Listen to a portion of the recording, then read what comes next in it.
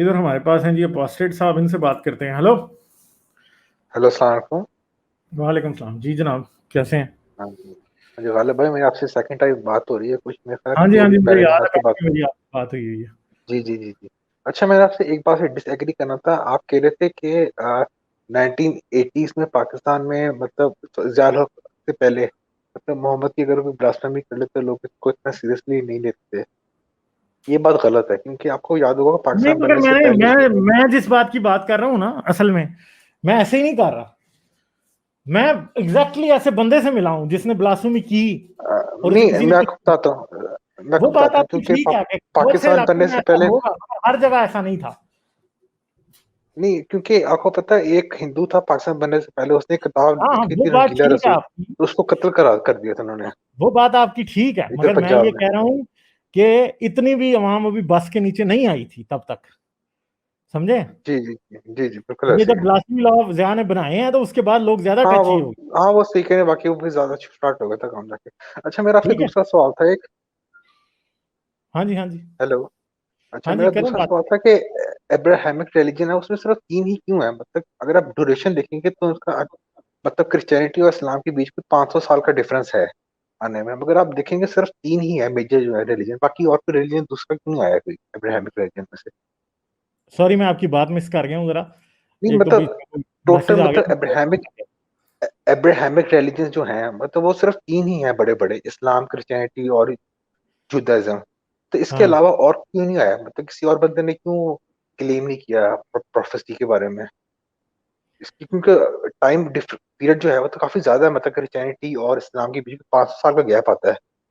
हाँ। तो कोई आपके पास कोई है कोई हिस्टोरिकल या कोई और रीजनिंग की, कोई किसी और ने बंदे ने क्यों क्लेम नहीं किया? मेरा जहां तक ख्याल है ना, देखें, असल में मैं जिसको ट्रूली एक ना मोनोथिस्टिक रिलीजन पहला दुनिया में मानता हूं ना, वो क्रिश्चियनिटी है। यहूदी जो थे ना, यहूदियों का एक बड़ा नया कॉन्सेप्ट दुनिया में, जितना इम्पैक्ट क्रिश्चियनिटी का हिस्ट्री पे है ना, उतना किसी रिलीजन का नहीं है। क्यों?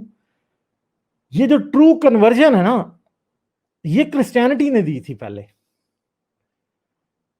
सही है, ये इन्होंने कन्वर्ट की करना लोगों को शुरू किया था कि किसी भी रिलीजन के बंदे को अपने अंदर कन्वर्ट करा लेते थे।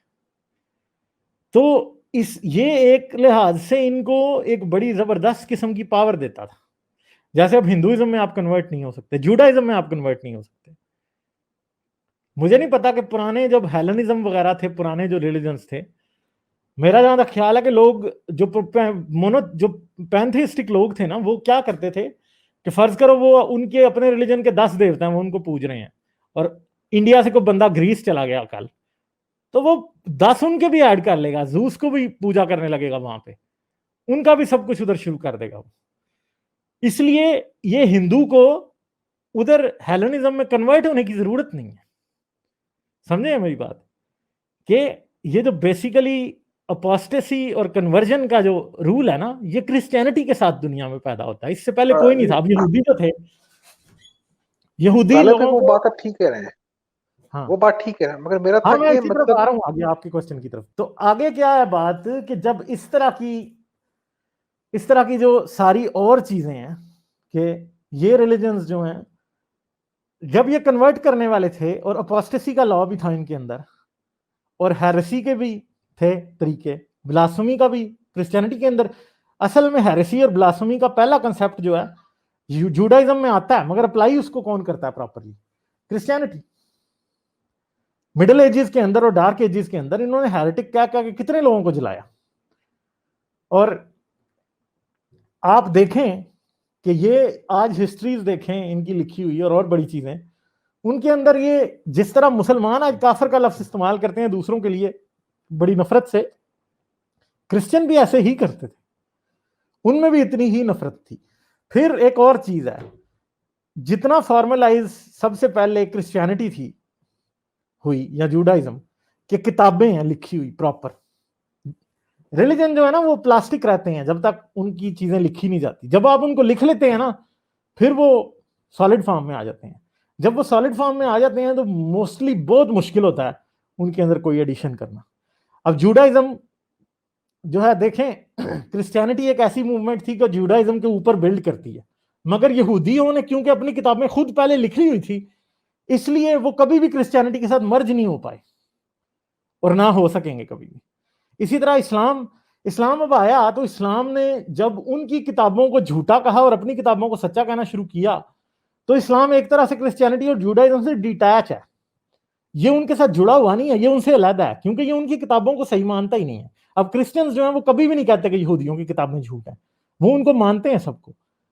मगर क्रिश्चियनिटी में भी एक इशू है, वो ये है कि वो भी ये मानते हैं कि खुदा का बेटा जब आ गया उसके बाद किसी नबी के आने की जरूरत नहीं है, कोई रसूल की जरूरत नहीं है, कोई नया पैगाम खुदा की तरफ से नहीं आएगा, क्योंकि जो फाइनल पैगाम था वो उसके बेटे की तरफ से आ चुका है। तो मगर इस्लाम ने उससे भी एक स्टेप आगे ले लिया कि जी अब कोई भी अगर अब ये फाइनल प्रॉफिट है, इसके बाद कोई नबी नहीं आएगा, ये फाइनल किताब है, कोई हिदायत की जरूरत नहीं है। तो इन्होंने भी वही स्टेप लिया। मगर इस्लाम का एक इशू ये था कि ये बहुत ज्यादा मिलिटराइज हो गया। उसकी वजह भी क्रिश्चियनिटी थी इन टर्न, क्योंकि क्रिश्चियनिटी जो थी उस टाइम तक इतनी मिलिटराइज हो चुकी थी कि इस्लाम ने अगर कायम रहना था तो उसके लिए उसको मिलिट्री रिलीजन बनना ही बनना था, वरना वो क्रिश्चियनिटी जितने बड़ा जाइंट ने उसको खा जाना था। अगर इस्लाम में कोई भी अमन की बात होती तो क्रिश्चियनिटी ने इसे खा जाना था, ये आपको मैं गारंटी देता हूं। इन्होंने खा, क्योंकि यहूदियों के साथ आप देखें कि यहूदियों के पास असल में कभी इतनी पावर नहीं रही। अगर यहूदियों के पास इतनी पावर कभी रही होती तो फिर वो भी लड़ते क्रिश्चियन से, और उनको जिंदा रहने के लिए बहुत मुश्किलात हुई क्रिश्चियंस के मुकाबले में। क्रिश्चियंस ने उनके साथ क्या कुछ नहीं किया, और फिर मुसलमानों ने भी उनके साथ क्या कुछ नहीं किया। तो और उनका वो क्यों हो रहे थे इस तरह, क्योंकि उनमें कन्वर्जन का कोई तरीका नहीं है, वो कन्वर्ट नहीं करते किसी को। तो मैं समझता हूँ कि ये जो कन्वर्ट करने वाले रिलीजन होते हैं ना, ये हमेशा जो है ना वो रिजिड होते हैं, और इनमें रिफॉर्म करना काफी मुश्किल होता है। नया इनको नहीं बनाया जा सकता, इनको नई लाइन पे नहीं लेके जाया जा सकता। और जब किताबें लिख ली जाती हैं उसके बाद रिलीजन में कोई भी इजाफा होना बड़ा मुश्किल है। और फिर क्या किया जाता है, होता क्या है, फिर एक एक डिटैच किस्म का रिलीजन जैसा कि इस्लाम बना है क्रिश्चियनिटी के बाद, उस तरह का तो बन सकता है। मगर आप ये समझें कि क्रिश्चियनिटी के अंदर रहते हुए आप कोई नई बुक लिख लें एक बाइबल के अलावा और उसे बाइबल के अंदर शामिल करने की कोशिश करें, नहीं हो सकती। इस्लाम के अंदर आप कोई नई किताब लिख लें, एक पारा नया ऐड करने की कुरान में कोशिश करें, नहीं हो सकता ऐड, कि वो पॉसिबिलिटी नहीं है, क्योंकि वो उन्होंने इतना रिजिड बना लिया। पहले एक सेंट्रल बुक है कुरान या बाइबल की तरह की, फिर सपोर्ट में हदीस जैसी किताबें हैं बहुत सारी। अब जब आपने इतना ज्यादा मटेरियल लिख लिया है एक सेंट्रल बुक कुरान के गिर्द, और उसी के गिर्द आपने हिस्ट्री लिखी, उसके गिर्द आपने तारीख लिखी, अब कभी भी नहीं हो सकता कि आप कुरान को बदल लें या बाइबल को बदल लें। क्यों नहीं बदली जा सकती? उसकी वजह यह है कि पूरा कुरान जो है वो तो तफसीर की हर किताब में कुरान की एक एक आयत लिखी हुई है, और 20-25 के करीब तफसीरें हैं। बाइबल की इसी तरह तफसीरें हैं बहुत सी। बाइबल के ऊपर बिल्ड करने वाली किताबें लोगों ने उसकी तशरीह और उसकी एक्सप्लेनेशन के लिए बनाई है। तो आप कभी भी नहीं चेंज कर सकते, इसलिए भाई मुझे हाँ जी, ये मुझे आपके सवाल की समझ आ गई। आप कह रहे हैं कि क्रिश्चियनिटी और इस्लाम इसलिए बड़े क्योंकि वहाँ पे कन्वर्जन का कॉन्सेप्ट है।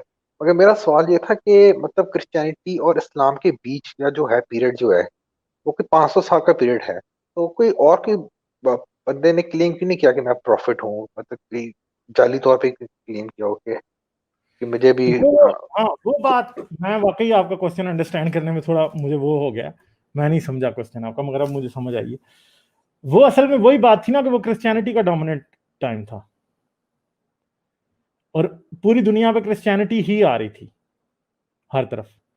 फ्रिंज मूवमेंट्स थी जरूर, जो कि आउटस्कर्ट्स ऑफ क्रिश्चियन वर्ल्ड पे, क्रिश्चियनडम जिसे कहा जाता है उसके आउटस्कर्ट्स पे रहती थी। जैसे कि इवन के ये जो है ना, क्या है, ये जो इस्लाम है, ये भी तो आउटस्कर्ट्स पे ही पैदा हुआ है ना। जिन इलाकों में क्रिश्चियनिटी प्रॉपरली नहीं आई वहां पे ये पैदा हुआ है। जी जी अरब के तो इलाके में पैदा हुआ बिल्कुल। हाँ, तो असल में जो शुरू में अगर आप देखें जो बाइजेंटाइन एम्पायर थी उसका बहुत जबरदस्त होल्ड था दुनिया पे, और बिल्कुल ऐसी है। उसके होते हुए किसी नए रिलीजन को शुरू करना बड़ा मुश्किल था। और इस्लाम भी तभी शुरू होता है जब बाइजेंटाइन एम्पायर जो है वो यहां से रिसीड करती है। तो आपके मुताबिक इस्लाम जो पैदा हुआ था वो इत्तेफाक था एक, तब एक नहीं, इत्तेफाक नहीं था। मसला यह है कि एक नए रिलीजन को पैदा होने के लिए एक खास किस्म का माहौल चाहिए ना। सही बात है, वो क्योंकि माहौल वाकई जो में है उस जब तक एग्जिस्ट नहीं करेगा तब तक नहीं होगा, जब तक बाइजेंटाइन एम्पायर का स्ट्रिक्ट कंट्रोल था। क्योंकि ये, उस वक्त ये भी अरब के इलाके में ज्यूस और क्रिश्चियन का तो मतलब इन्फ्लुएंस था उस इलाके में, तो ज़ाहिर नहीं, बात मगर है वो उस इलाके में क्रिश्चियन, फिर वो मोनोथिज्म ही बाइजेंटाइन, आएगी ना।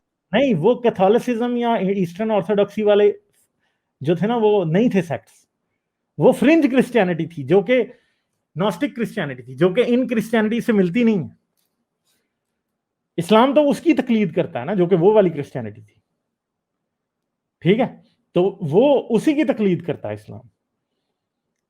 तो चलिए ठीक है।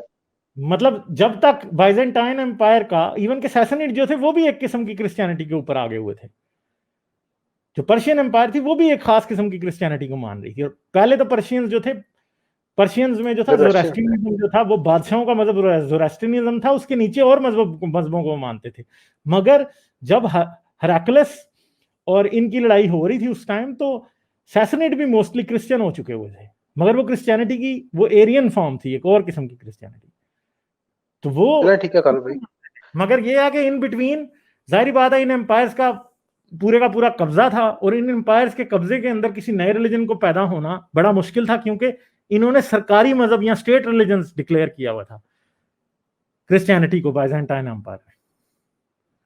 तो लोग तो फोर्सफुली कन्वर्ट हो रहे थे क्रिश्चियनिटी में, बल्कि ये जो अरब थे बहुत सारे, जितने भी ये दमास्कस में और यरूशलेम के पास जाके रहने लग गए थे, जो पेगन्स थे क्रिश्चियन है पहले, वो तो। क्रिश्चियन कन्वर्ट हो गए थे। विद इन 100 ईयर्स पूरी की पूरी फैमिली क्रिश्चियन कन्वर्ट हो जाती थी। ये कर रहे थे ये चीज। ठीक। फिर जब इस्लाम आया तो फिर जाहिर बात है इनका अपना रिलीजन था, तो इन्होंने उन लोगों को क्रिश्चियन से दोबारा मुसलमान क्रिश्चियन से मुसलमान कर लिया, ठीक है। तो ये सब पावर प्ले तो है ना, आखिरी बात मैं, जब गैप निकलेगा तब नया रिलीजन पैदा हो सकता है। चलिए ठीक। अच्छा गालिब भाई, मैं आखिरी बात करना चाहता था कि आपने कहा था कि Israel is an religious state, तो मैं उससे एग्री नहीं करता। Religion Israel basically secular state, तो वहां पे ना 65% लोग तो वहाँ के एथियस्ट हैं अकॉर्डिंग टू वो बात लेटेस्ट में, वो रिसर्च में। बिल्कुल मैं भी इस बात से एग्री नहीं करता। इसराइल एक सेकुलर स्टेट है, मगर बनी तो रिलीजन के नाम बिल्कुल। पे है। हाँ, रिलीजन के नाम है ये बनी, बात, मगर जूस एथनिसिटी है, कोई आप उस वजह से नहीं बनाई कि उनको हाँ हाँ, उन्होंने एक मतलब रिलीजन जूस बेस्ड स्टेट बनानी थी। इसराइल जो है वो बहुत ज्यादा एथियस्ट हैं, इसराइली जो बिल्कुल, वो बिल्कुल सेकुलर है उनकी अप्रोच जो वहाँ के है, लोग जो की। कि अब जूडाइज्म को फॉलो करते हैं, और वो भी कुछ स्ट्रिक्टली जी नहीं फॉलो, बिल्कुल। ठीक है। बिल्कुल। इवन के पिछले दिनों उन्होंने एक सर्वे कराया था तल अवीव में कि क्या यरूशलेम में जो है वो थर्ड टेंपल बनना चाहिए, तो कोई 60% बंदे ने कहा था कि नहीं बनना चाहिए जी। बिल्कुल। उनके अपनों ने 60% ने कहा था कि नहीं बनना चाहिए। अब मुझे बताएं कैसे हो सकता है, ठीक है। चलें, सही है, ठीक है। थैंक यू, चलो गालिब भाई, बहुत थैंक यू आपका। Thank you.